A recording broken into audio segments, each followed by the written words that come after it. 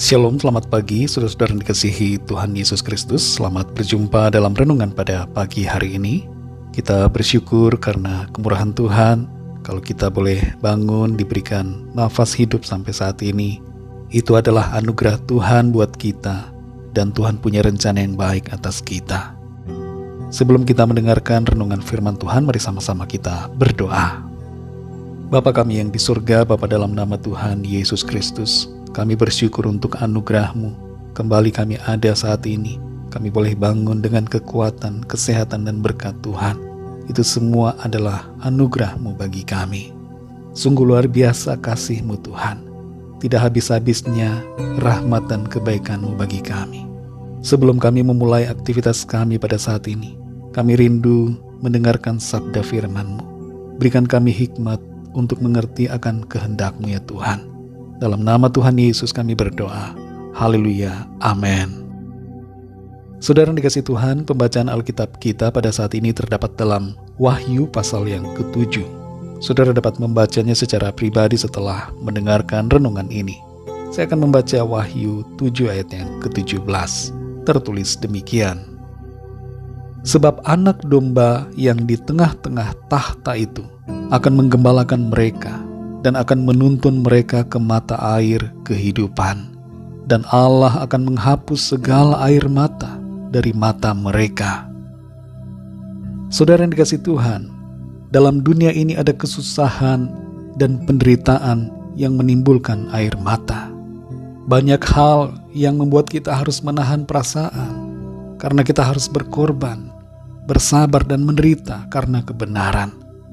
Tapi di surga nanti, saudara, tidak akan ada lagi air mata. Yang ada hanya sukacita yang melampaui semua sukacita yang ada di dunia. Wahyu pasal yang ke-7 menyatakan suatu kebenaran mengenai rencana keselamatan Allah bagi segala bangsa.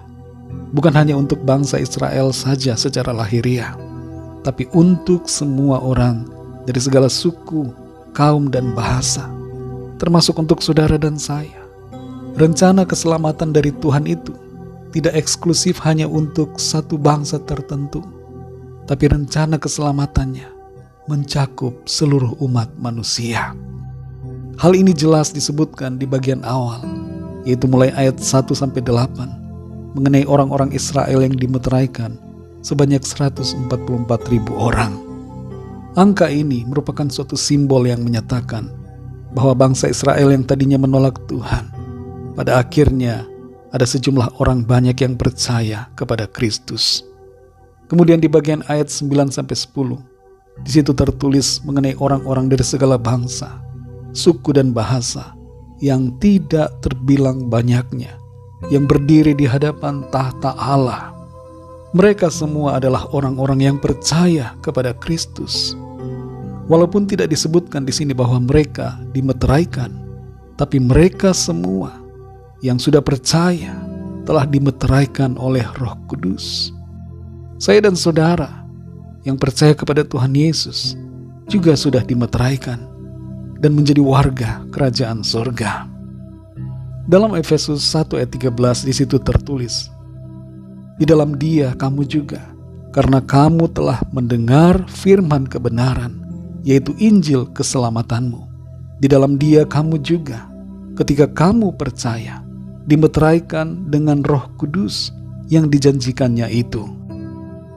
Banyaknya orang yang tidak terhitung itu begitu menakjubkan dan mengherankan. Rasul Yohanes merasakan suatu perasaan yang sangat kagum luar biasa dengan jumlah yang tidak terhitung itu. Seringkali saudara dalam pelayanan di dunia ini, kita merasa begitu sedikit orang yang kita menangkan bagi Tuhan. Mungkin ada di antara kita yang merasa gagal bahkan, padahal kita sudah bersaksi dan menyampaikan kabar keselamatan, tapi sepertinya hanya ada 1-2 orang saja yang menanggapi kita, atau bahkan kita merasa tidak ada satupun.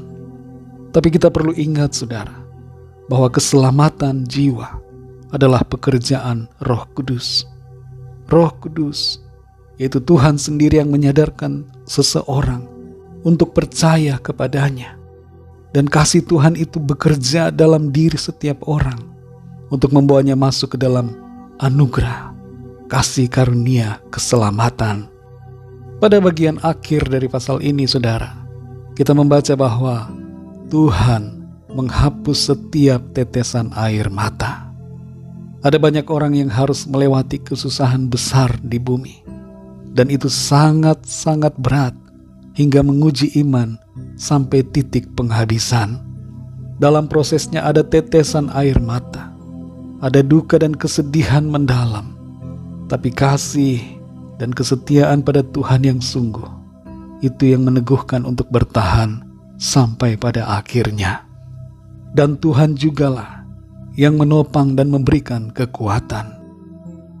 Saudara yang dikasihi Tuhan, kita tidak berbicara di sini soal kesusahan besar dalam konteks kehidupan kita.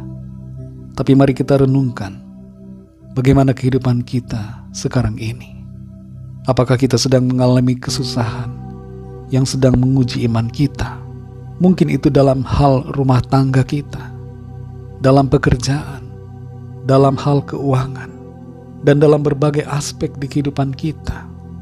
Ketahuilah saudara, sadari bahwa kesusahan yang kita alami pada saat ini belumlah kesusahan yang besar yang dimaksud dalam ayat di pasal ini. Namun pertanyaan buat kita, apakah kesusahan yang kita alami itu sudah hampir membuat kita putus asa dalam iman? Sudah nyaris membuat kita berbalik membelakangi Tuhan? Mari saudara yang dikasihi Tuhan, firman Tuhan berbicara buat kita semua, agar kita setia dan setia selalu kepada Tuhan dalam segala keadaan kita. Apapun kesusahan yang kita alami hari-hari ini, tetap setia dan percaya kepadanya. Di bumi ini kita meneteskan air mata, tapi di sorga nanti kita alami sukacita yang kekal. Tidak ada lagi air mata, yang ada hanyalah kebahagiaan kekal. Mari kita berdoa saudara. Kami bersyukur kepadamu ya Bapa, Bapa dalam nama Tuhan Yesus, karena anugerah-Mu, sukacita yang Tuhan berikan, yang kami terima, melebihi sukacita yang ada di dunia ini. Kami bersyukur untuk firman-Mu yang berbicara kepada setiap kami, bahwa kami harus setia dalam keadaan apapun. Kesusahan yang kami alami belum seberapa. Ada kesusahan besar di akhir zaman. Kami tidak mau kalah dengan keadaan. Kami mau atasi keadaan dengan iman dan kasih kepada Tuhan. Tolong kami, kuatkan kami Tuhan. Pimpin kami Roh Kudus, supaya kami terus berjalan dalam kebenaran-Mu. Tidak putus asa dan tidak kecewa, tapi terus teguh, percaya dan mengandalkan Tuhan. Terima kasih Tuhan, kami bersyukur. Berkati kami di sepanjang hari ini dalam segala aktivitas kami. Pimpin kami dan berikan kami hikmat, tuntunan-Mu ya Tuhan. Kami bawa kepadamu setiap permohonan doa, setiap pergumulan yang kami alami masing-masing, agar Tuhan melawat kami dan menyatakan pertolongan-Mu. Kami percaya kami alami kemenangan, kami alami pertolongan Tuhan. Mujizat Tuhan terjadi dalam hidup kami. Terima kasih Tuhan. Dalam nama Tuhan Yesus kami berdoa. Haleluya. Mari sama-sama kita berdoa doa Bapa kami.